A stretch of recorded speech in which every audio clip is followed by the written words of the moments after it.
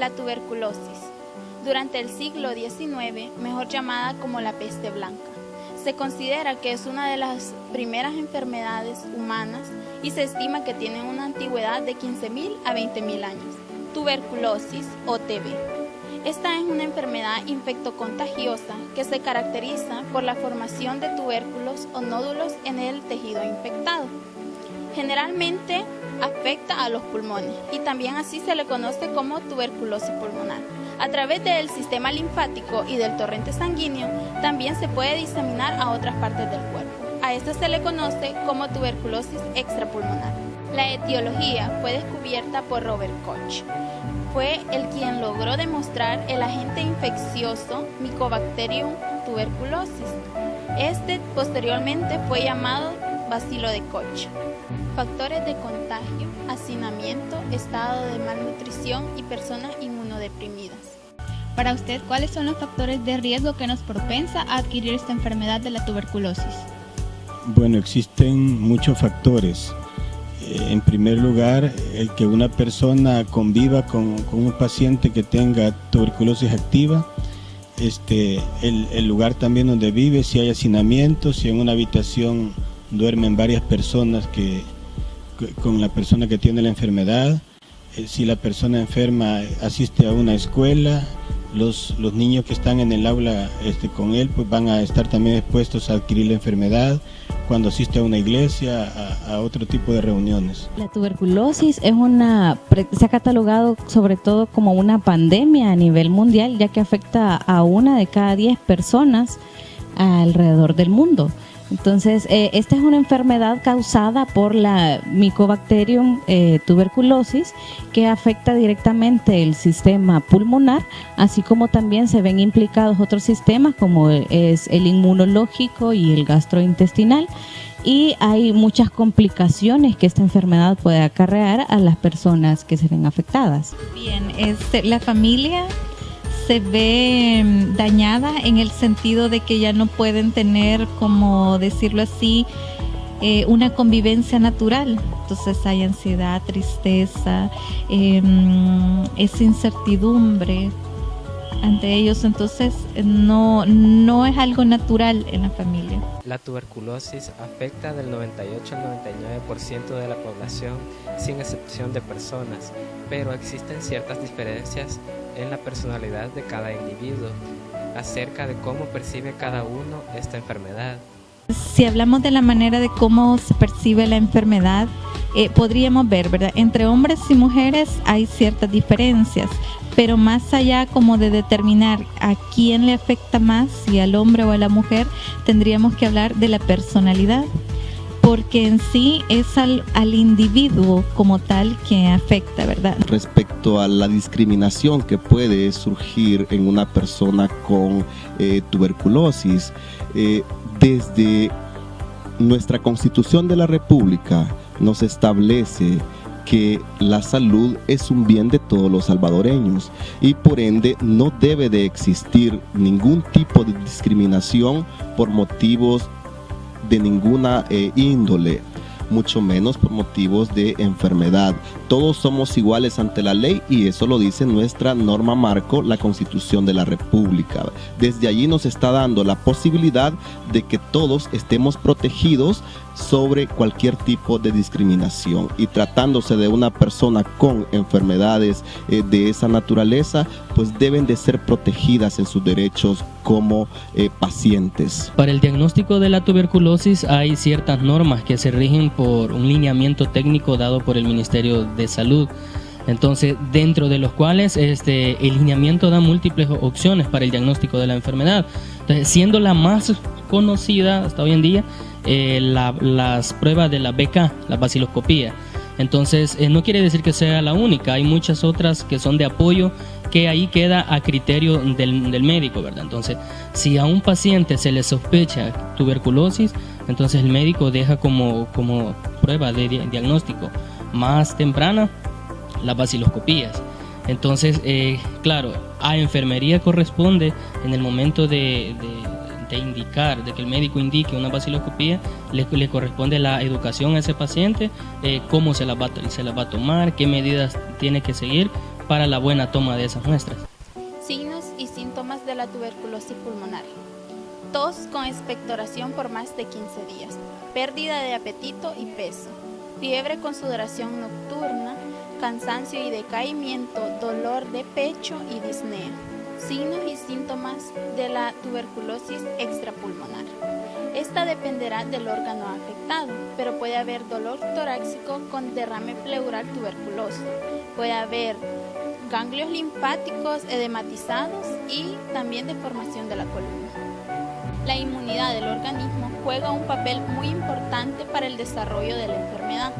Muchos organismos son capaces de encapsular el agente patógeno para así mantener la enfermedad localizada, pero no pueden eliminarla. ¿Los diferentes tipos de tuberculosis son causadas por el mismo bacilo o hay uno diferente? Bien, existen 4 tipos de Mycobacterium que pueden producir enfermedades en diferentes partes del cuerpo, pero el Mycobacterium tuberculoso, que tiene su principal afectación en los pulmones, también puede provocar enfermedades en otros sitios, porque por vía hematógena se puede diseminar al cerebro, a articulaciones, a huesos y a otros órganos del cuerpo. La tuberculosis, como les explicaba anteriormente, afecta a diferentes sistemas del cuerpo humano. Entonces, una de las centralizaciones en la parte de la atención nutricional con el paciente con tuberculosis es la vigilancia del estado nutricional como tal, debido a que los pacientes se les ve comprometido porque hay un catabolismo, entonces pierden peso demasiado rápido. Además, se les vigila lo que es la parte de la hidratación, ya que los pacientes afectados tienen muchas sudoraciones nocturnas y hay también una producción de flema aumentada acompañada de sangramiento. Entonces, la parte alimenticia y la parte nutricional tiene que ser muy cuidadosa y vigilar el control del peso, ¿verdad? Que el paciente no pierda demasiado peso, administrándole una dieta balanceada, rica en proteínas, rica en calorías, y la suplementación de multivitamínicos también es indispensable en este tipo de pacientes. ¿Qué complicaciones tendría en el embarazo una mujer que está infectada con esta enfermedad? Bien, podría tener varias complicaciones. Recordemos que la tuberculosis es una enfermedad que desgasta el cuerpo de la paciente, y cuando ésta llegue al final del embarazo, en el momento del trabajo de parto, va a tener que hacer un gran esfuerzo, y una paciente con tuberculosis le afectaría mucho porque sus fuerzas, su energía va a estar disminuida. Esto sería por un lado. Y también tenemos de que las pacientes pueden tener hijos con muy bajo peso, ¿verdad? Niños incluso prematuros, y esto pues hace que el niño se vuelva más vulnerable a contraer alguna enfermedad después del nacimiento. Una persona con tuberculosis debe de modificar sus hábitos alimenticios para mantener un peso balanceado, ya sea que se encuentre en estado de obesidad o desnutrición. Deberá de consumir únicamente los alimentos necesarios y adecuados para su salud. Hay que incrementar la ingesta calórica en estos pacientes y el aporte proteico también.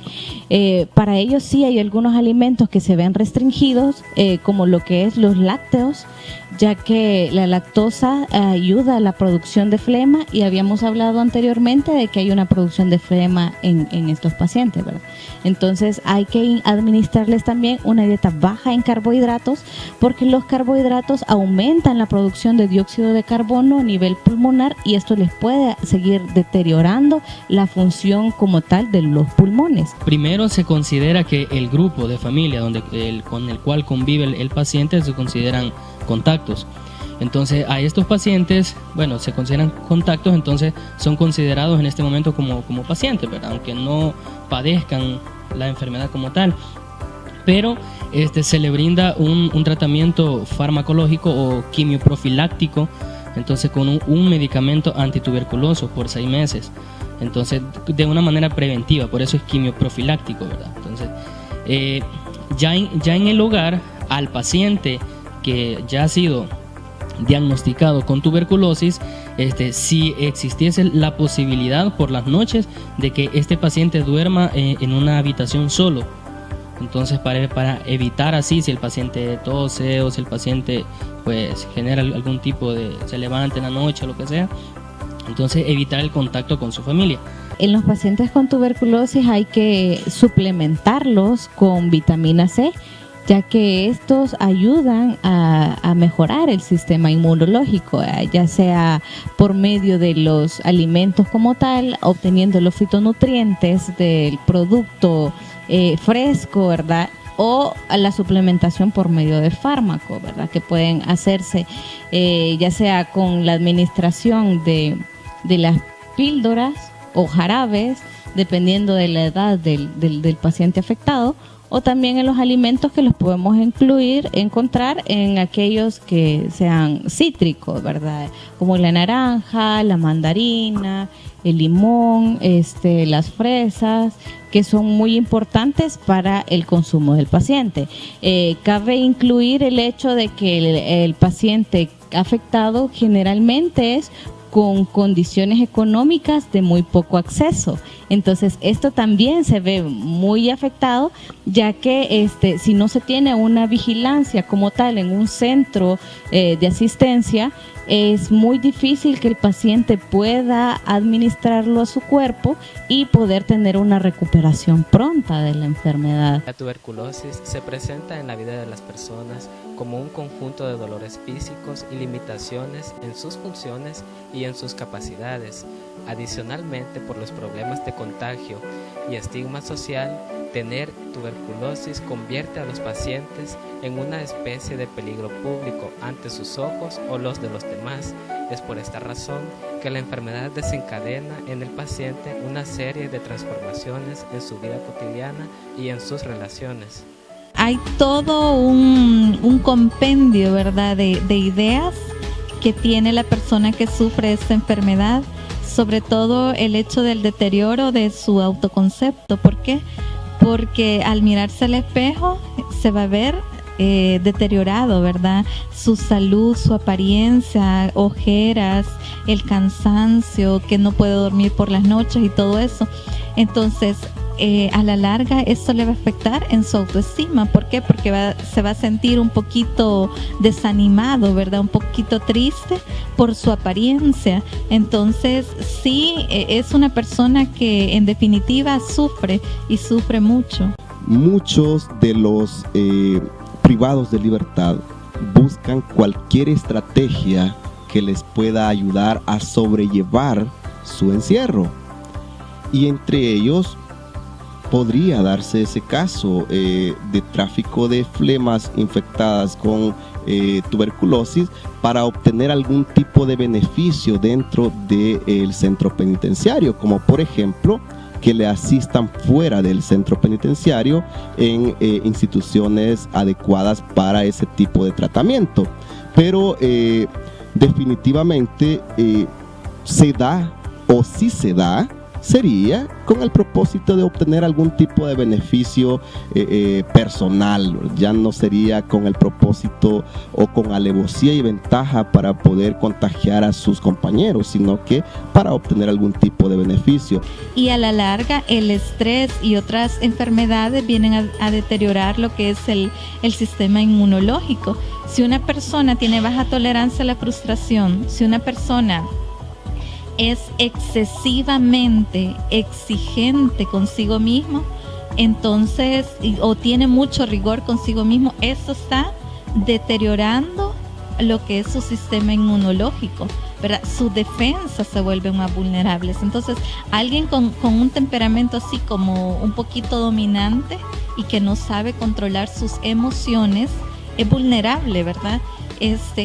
Tiene como la predisposición a padecer esa enfermedad desde el sentido psicológico. Muchas personas se ven afectadas con este tipo de discriminación y en muchas ocasiones no saben a qué institución poder recurrir. ¿Nos podría decir usted cuáles serían? Muy bien, Lisette. Tenemos varias posibilidades de acudir a ayuda en caso de un tipo de discriminación de esta naturaleza. Por ejemplo, la institución idónea para presentar una denuncia o una queja al respecto sería la Procuraduría para la Defensa de los Derechos Humanos en principio. No obstante, contar con otras instituciones como por ejemplo la Fiscalía General de la República, la Policía Nacional Civil, dependiendo el grado de afectación en mi derecho como paciente o como persona con este tipo de virus o infecciones. Pero también lo ideal en estos casos sería primero acudir a las instituciones de salud para que me puedan ayudar con ello. Bien, desde el aspecto psicológico, ¿verdad? La parte social es determinante y es fundamental. ¿Por qué? Porque las personas mismas con las cuales la persona se ha relacionado anteriormente, de repente al darse cuenta de que es alguien con tuberculosis, experimentan rechazo, experimentan aislamiento, repudio, asco, ¿verdad? En casos extremos. En otros casos, la sociedad es comprensiva. Pero ¿cuándo es comprensiva? Cuando la persona ya tiene entendimiento de qué es la enfermedad y que sabe que puede relacionarse, ¿verdad?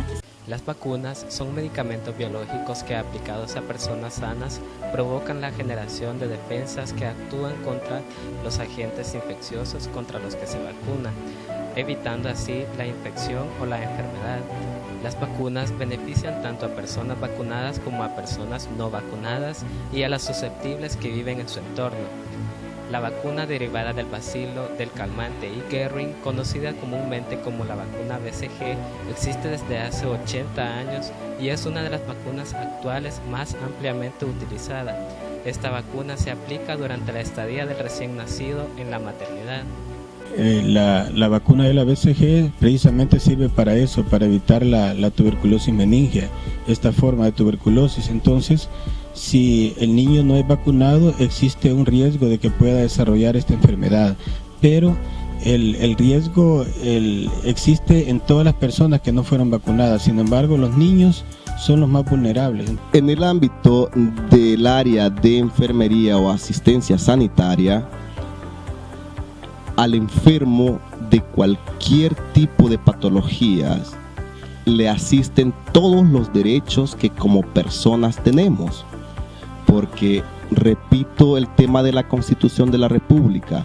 Desde el artículo 1 y 2 de la Constitución establece un catálogo de derechos que tenemos como ciudadanos, y entre ellos entran todas las personas que padecen algún tipo de patología.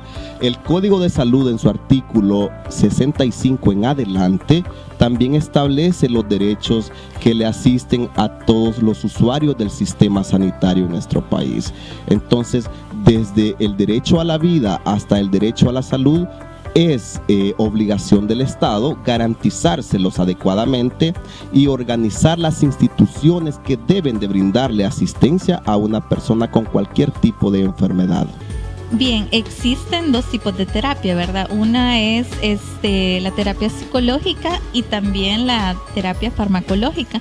Una persona con enfermedad de tuberculosis necesariamente debe someterse a un tratamiento con medicamentos para poder estar bien, ¿verdad? Pero así también en el aspecto psicológico debe de recibir una intervención de un especialista.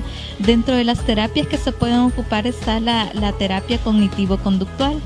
Ahí lo que se hace es trabajar con la persona, y una de las técnicas que podemos utilizar es la biblioterapia, es decir, dejarle a una persona un libro de superación personal, un libro de pensamientos positivos que le haga llenar su mente, ¿verdad?, con nuevas ideas.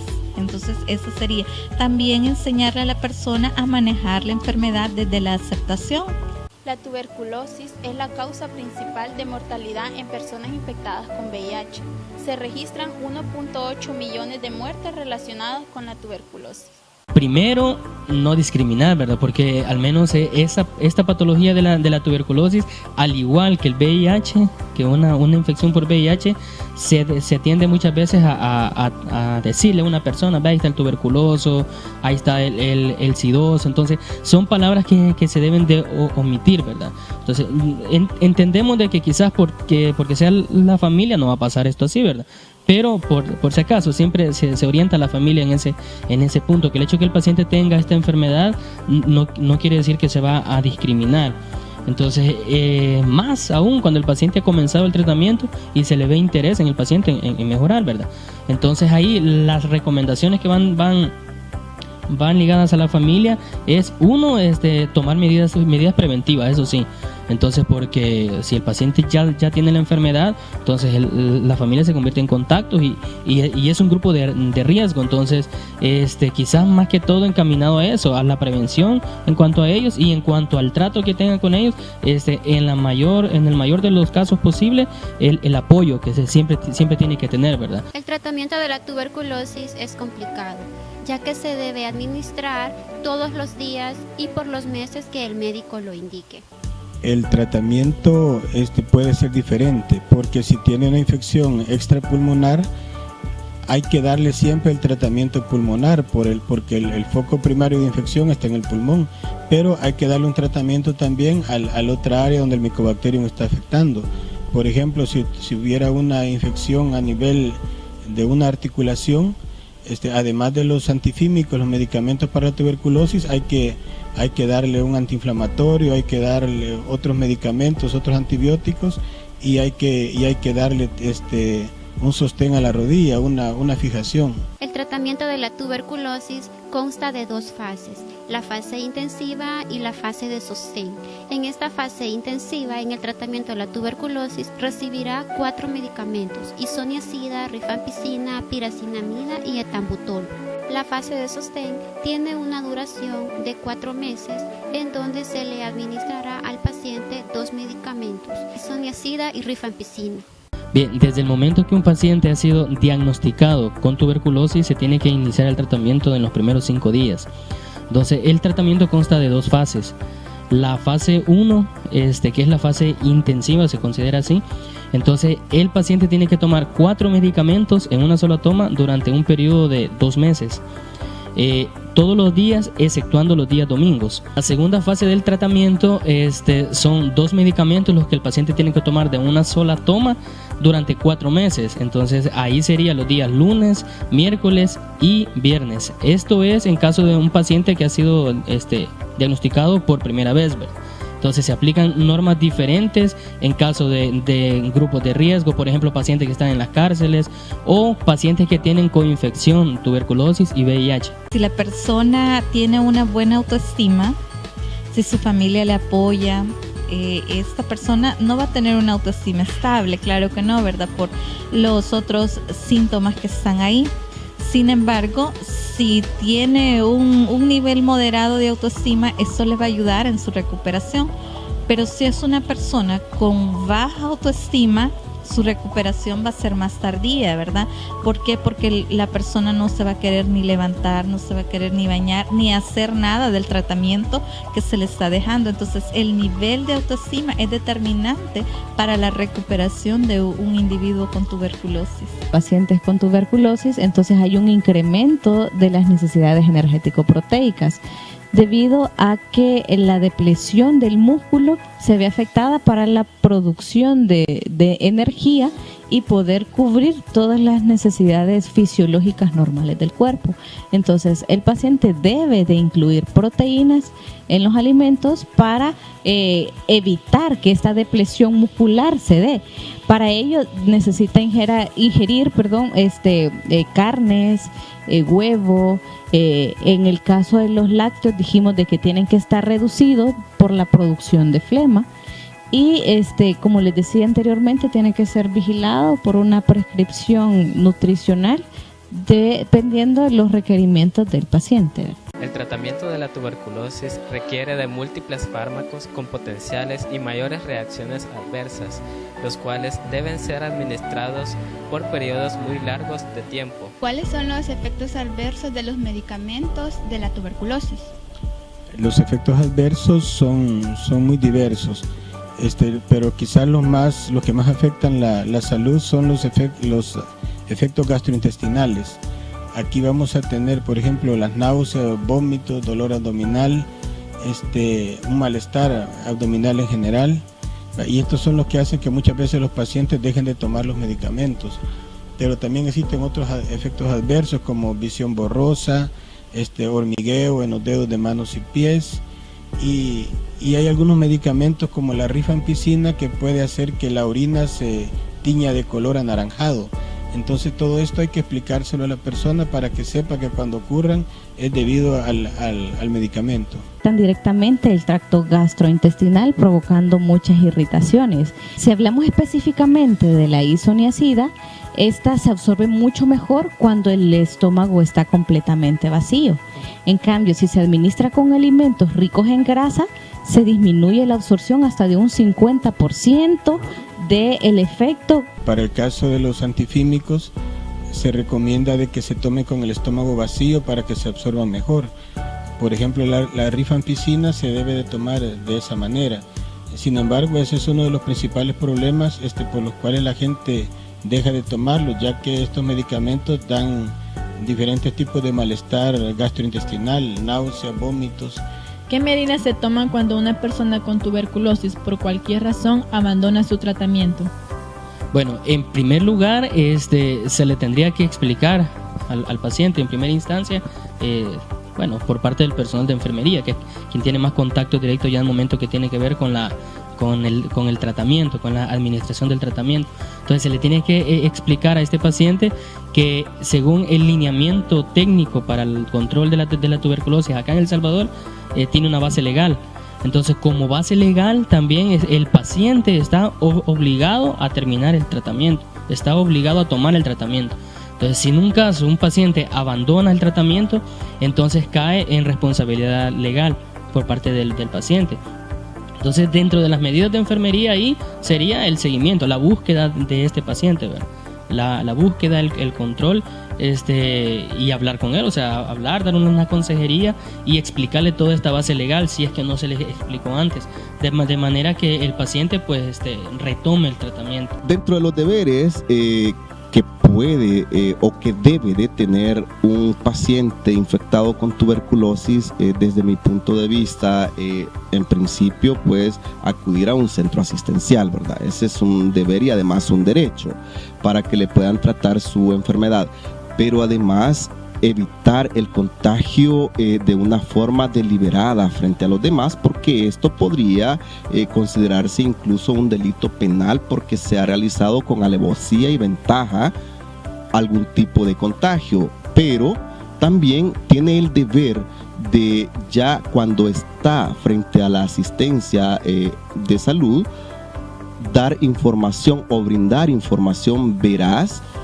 y eficaz para poder controlar o saber adecuadamente cuál va a ser el protocolo de asistencia que se le va a dar a ese paciente, porque generalmente se acude al aislamiento del paciente mientras se realizan las pruebas necesarias para determinar si esta persona es positiva a ese tipo de infecciones. Muchos usuarios, al notar la mejoría en el tratamiento, deciden abandonarlo. Seguramente estas personas volverán a recaer y a sufrir la enfermedad. Sí, existe la posibilidad de que pueda volver a enfermar debido a que si existen los mismos factores que la llevaron a contraerla, por ejemplo, vive en un lugar donde hay una persona que tiene la tuberculosis activa, aunque esta persona se haya curado, podría volver a contraer la enfermedad. Por eso es de que en estos casos se les da seguimiento a los pacientes y se les están tomando exámenes de control, ¿verdad? Entonces sí existe la posibilidad de que pueda contraer de nuevo la enfermedad, aunque se haya curado completamente. ¿Cuáles son los factores que favorecen y que a la vez interfieren con el tratamiento de la tuberculosis? Bien, algunos factores que favorecen es el que la persona que padece la enfermedad comprenda que el uso adecuado de estos medicamentos le va a curar de la tuberculosis. Entonces, si se logra hacer que la persona entienda esto, el individuo va a cumplir con el tratamiento. Otra cosa que favorece es que en nuestro país los antifímicos son gratis. El Ministerio de Salud los brinda gratis y eso hace que a la gente no le genere ningún costo el tratamiento. Recordemos que los tratamientos son muy largos, ¿verdad? Duran meses, años y entonces el hecho de que se brinden gratuitamente le favorece también a que la persona pueda llevar su tratamiento. En cuanto a qué cosas no son favorables, en primer lugar tenemos el hecho de que estos medicamentos, como ya mencionamos anteriormente, producen efectos adversos. Entonces la gente, cuando siente náuseas, dolor abdominal, muchas veces no los ingiere, no los toma. Y la otra es de que son tratamientos muy largos, entonces las personas algunas veces lo pueden llevar por meses o por un año, pero luego dejan de tomarlo, ¿verdad? Porque como decimos, son tratamientos muy prolongados y ellos ya se sienten bien y consideran que ya se recuperaron, y no es así. El tratamiento se debe de completar, porque de lo contrario la enfermedad va a regresar pronto. ¿Qué medidas se tomarían en cuenta en caso de que una persona vuelva a recaer de la enfermedad después de haber cumplido el tratamiento médico? Estos son los casos que se conocen como recaídas. En estos casos el tratamiento se repite, al igual que en la categoría 1. Entonces esta se considera la categoría 2. Entonces se repite el tratamiento. Entonces son 2 fases igual. La fase número 1, que es la fase intensiva 1 siempre, son los mismos medicamentos, solo que se le agrega uno más, que es el que combate la resistencia bacteriana. Entonces son 3 meses, los 6 días antes mencionados, entonces exceptuando los días domingos. Entonces la segunda fase, que es la fase ya todavía más intensiva de continuidad, entonces en esta fase los mismos medicamentos, ¿verdad? Entonces que se mencionan en la categoría número 1, pero solamente los días lunes, miércoles y viernes. En caso de pacientes que estén en las cárceles o grupos de riesgo, como también es el caso de los pacientes con VIH y que han sido diagnosticados con tuberculosis, el tratamiento es todos los días. Entonces esa es la única diferencia. ¿Cuáles son los medicamentos que se le dan a una persona que es alérgica a los que ya están establecidos para tratar a una persona con tuberculosis? Sí, existen varios medicamentos que se pueden utilizar cuando no se utilizan los tradicionales. Tenemos, por ejemplo, la amicacina, la etionamida, el ácido paraaminosalicílico. Son ejemplos de algunos medicamentos que se usan cuando hay una alergia o cuando hay una resistencia a los antifímicos que originalmente se usan. Hoy en día existen muchos medios por los cuales divulgar información. Entonces, desde lo más común, ¿verdad?, que conocemos ahora, radio, televisión, prensa escrita, lo que sea, libros. Entonces el Ministerio de Salud incluye dentro de su campaña la utilización de trípticos, brochures, etcétera. Entonces que se dan en las unidades de salud, lo cual está bien, pero hay una manera quizás mucho más eficaz de hacer llegar información a la población acerca de esta enfermedad y de muchas más enfermedades. Entonces, como son los medios, las redes sociales hoy en día, Facebook, Instagram, o sea, ¿quién no tiene ahora red social? Entonces la información se puede hacer llegar mucho más eficazmente a las personas, y ahora pues incluso niños también tienen acceso a eso, ¿verdad? Entonces ¿por qué no utilizar esta plataforma para que la población se eduque respecto a esta enfermedad? El control de la tuberculosis en prisiones se enfrenta a varios obstáculos. Estos incluyen una mala provisión de la atención sanitaria, la falta de continuidad de los servicios sanitarios intra y extrapenitenciarios, una alta movilidad de la población, la violencia, la corrupción y una legislación que puede tener un impacto negativo en el control de la tuberculosis. Debe de adoptarse una política de cuidados unificados en todas las instituciones responsables de pacientes con tuberculosis, mediante un programa antituberculosis totalmente integrado. ¿Un privado de libertad infectado con la tuberculosis tiene los mismos derechos que una persona que no está en retención? Definitivamente, el que una persona se encuentre recluida en un centro penitenciario no es motivo para discriminarle bajo ninguna circunstancia. Los derechos de esas personas siguen intactos aunque esté en estado de reclusión. Las únicas limitantes a su reclusión es algunos derechos que ya la ley establece taxativamente que no pueden gozar de ellos, porque es una forma de castigo que la sociedad les ha impuesto por haber cometido un delito, como por ejemplo el derecho a la libertad de ambulatoria, a circular donde ellos quieran, como lo hacemos todas las personas que no estamos en esa condición, a tener una cuenta bancaria o un crédito bancario. Ellos no pueden acceder a ello. no pueden acceder al sufragio, no pueden votar en una elección popular, porque son limitantes a su libertad.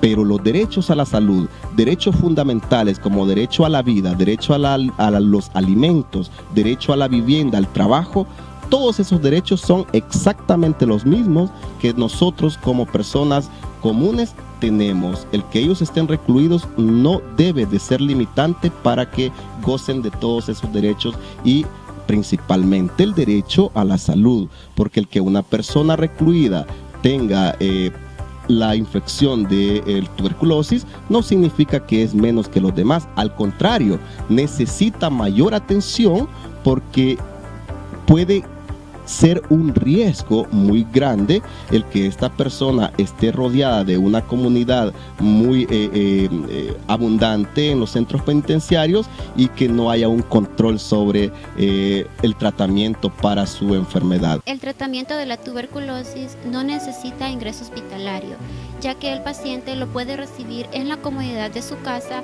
brindado por personal de salud estrictamente capacitado. Primero, ¿verdad?, la educación, que no tiene que faltar. Entonces, para cualquier cosa, para cualquier tratamiento, para cualquier examen o lo que sea que un paciente vaya a ser sometido, entonces la primera función de enfermería es orientación, educación sobre las medidas de prevención.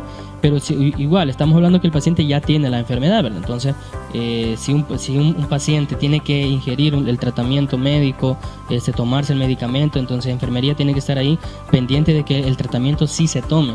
Entonces, por eso enfermería tiene protagonismo en lo que se llama TAES, el tratamiento acortado, estrictamente supervisado en este caso. ¿Una persona afectada con esta patología puede realizar alguna actividad física? Tomando en cuenta que la actividad física, ¿verdad?, no nos referimos a un deporte o a una disciplina de alto rendimiento, sino que la actividad física nosotros lo vamos a tratar como el movimiento del paciente afectado.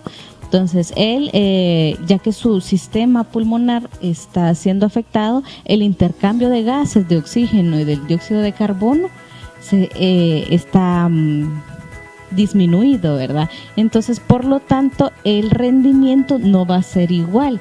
Pero si tenemos un paciente con tuberculosis que tiene obesidad, entonces a ese sí lo podemos incentivar haciendo más que ejercicios de resistencia, ejercicios de respiración, ya que le va a ayudar a manejar más la respiración por medio de inhalaciones profundas, meditación como el yoga, el tai chi se puede utilizar, y el paciente puede realizar este tipo de actividad sin comprometer tanto el sistema respiratorio.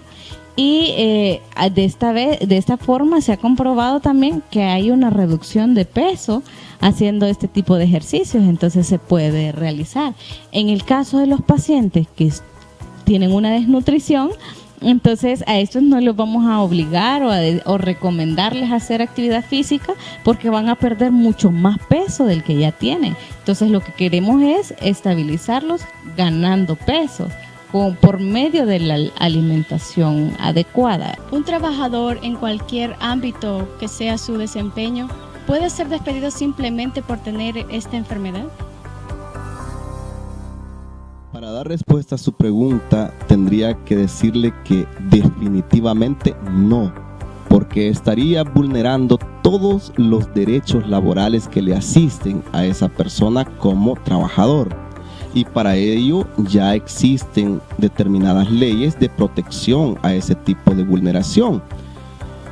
Una persona, desde la Constitución de la República, le asiste todos los derechos necesarios. Por ende, la discriminación en el centro laboral se convertiría en un objeto de investigación de parte del Ministerio de Trabajo para deslindar responsabilidades cuando algo así sucede. Es el Ministerio de Trabajo el principal obligado a investigar y llegar a deslindar responsabilidades para ver quién o de qué forma fue esa vulneración y, de ser posible, llegar hasta una sanción administrativa para la persona que fue la que provocó ese tipo de discriminación. Como ya escuchábamos la ponencia del tema tuberculosis, la cual es una infección generada por un microorganismo llamado Mycobacterium tuberculosis, el cual puede diseminarse desde los pulmones hacia otras partes de nuestro organismo. Por otro lado, también escuchábamos acerca de la clasificación de la tuberculosis, la cual es tuberculosis pulmonar, tuberculosis extrapulmonar y tuberculosis meningia. La tuberculosis pulmonar, como ya su nombre lo dice, que afecta principalmente a los pulmones. La tuberculosis extrapulmonar, esta afecta desde los pulmones, ganglios linfáticos, articulaciones, huesos, entre otras partes del organismo.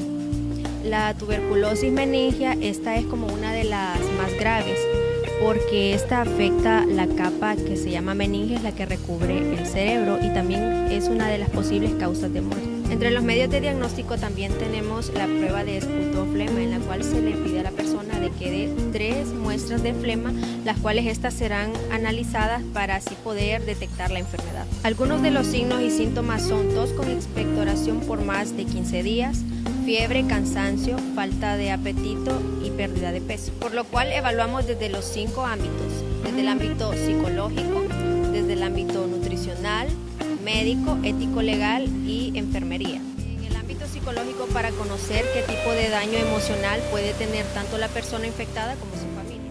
Desde el ámbito nutricional, para valorar el tipo de dieta que le debemos brindar a una persona con tuberculosis para su pronta recuperación.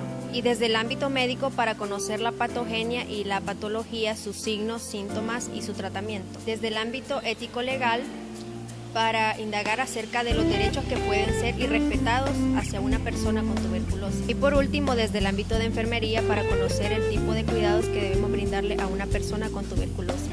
Esperamos que esta información haya sido de su agrado.